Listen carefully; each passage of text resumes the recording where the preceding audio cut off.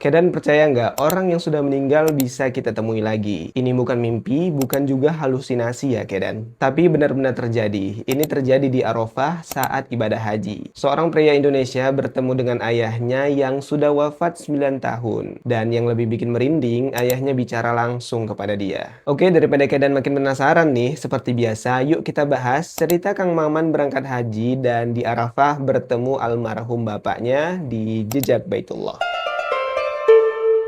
Kang Maman adalah seorang pria biasa, tapi hidupnya penuh cerita luar biasa, Kedan. Ia lahir di tahun 60-an dengan masa kecil yang sederhana. Tidak ada televisi di rumah, tapi justru karena itu, keinginannya untuk menonton TV jadi sangat besar, Kedan. Setiap ada tetangga yang punya TV, dia rela antri berjam-jam, menunggu berdiri hanya untuk melihat layar, Kedan. Sampai suatu hari, tubuhnya tidak kuat. Ia jatuh sakit dan kabar buruk itu datang. Kang Maman dinyatakan meninggal. Tubuhnya sudah dibawa ke kamar mayat. Ayahnya pun menangis penuh penyesalan, Kedan. Bapaknya pun mengatakan, ini salah bapak. Kalau waktu bisa diulang, bapak akan belikan TV. Dan sesuatu yang tak terduga terjadi, Kedan. Kang Maman tiba-tiba hidup kembali. Ia bangun seolah diberi kesempatan kedua. Dan ayahnya menepati janjinya, membelikannya televisi. Bertahun-tahun kemudian, Kang Maman baru tahu satu hal. TV itu dibeli dari hasil berhutang. Pengorbanan seorang ayah yang mungkin tidak pernah ia ceritakan. Sebelum wafat, ayahnya meninggalkan satu pesan, Kedan. Raihlah cita-citamu, Man, dan naik hajilah. Pesan sederhana tapi mendalam ya, Kedan. Karena pesan dari orang tua yang sudah meninggal tidak pernah kosong maknanya. Waktu pun berjalan. Pada tahun 1991, Kang Maman bekerja dengan baik, berprestasi, sampai suatu hari atasannya bertanya, kamu mau hadiah apa, Man?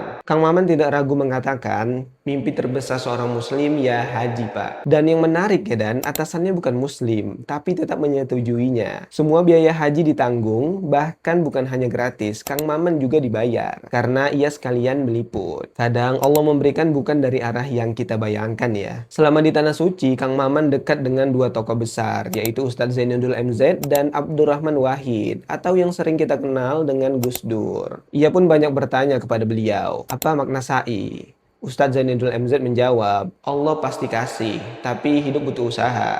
Lihat Siti Hajar, usaha di mana? Hasilnya di mana? Kalimat sederhana tapi dalam maknanya, Kedan, bahwa tugas kita bukan memastikan hasil tapi memastikan usaha. Lalu tibalah momen paling penting, yaitu di Arafah, tempat di mana doa-doa langit dan bumi bertemu. Kang Maman kembali bertanya, apa makna wukuf? Gus Nur pun menjawab dengan singkat, kalau nggak yakin nggak usah berdoa. Jawaban yang sederhana tapi menampar banget ya, Kedan. Dan disitulah Kang Maman benar-benar berdoa. Dengan hati yang penuh rindu, beliau mengatakan, ya Allah, saya rindu bapak saya. Apakah mungkin saya bertemu dengannya, walau sebentar, walaupun dengan cara apapun ya Allah. Air matanya jatuh dan tiba-tiba seorang pria berpakaian ihram datang mendekati Kang Maman, memegang kepalanya lalu berkata, makasih ya Man, sudah doakan saya.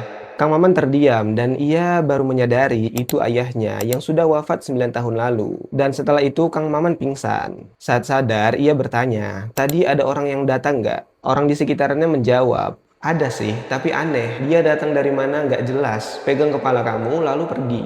Kang Maman hanya terdiam di situ karena ada satu hal-hal yang tidak bisa dijelaskan dengan logika tapi terasa nyata dan hanya bisa dipahami dengan iman. Ia kemudian menceritakan kejadian itu kepada Gus Dur.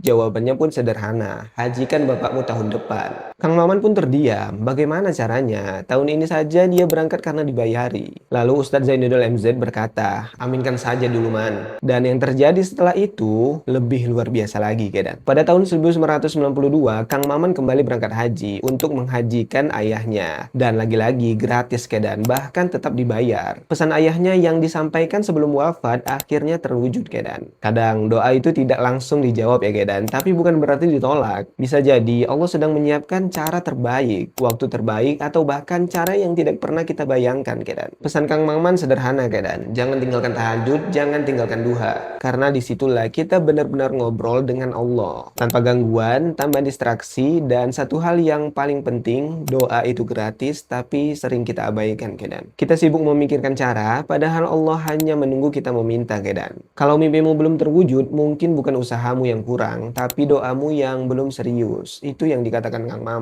Karena di Arafah saja, Allah bisa mempertemukan yang hidup dengan yang sudah meninggal, Kedan. Oke, kalau Kedan-Kedan semua suka dengan konten seperti ini, jangan lupa like, komen, dan subscribe. Kalau kisah perjalanan umroh Kedan mau aku buatkan konten seperti ini, boleh DM aku lewat IG ini ya Kedan. Oke, thank you udah nonton. Sampai jumpa di konten selanjutnya bareng aku Uzri Arkan di Jejak Baitullah.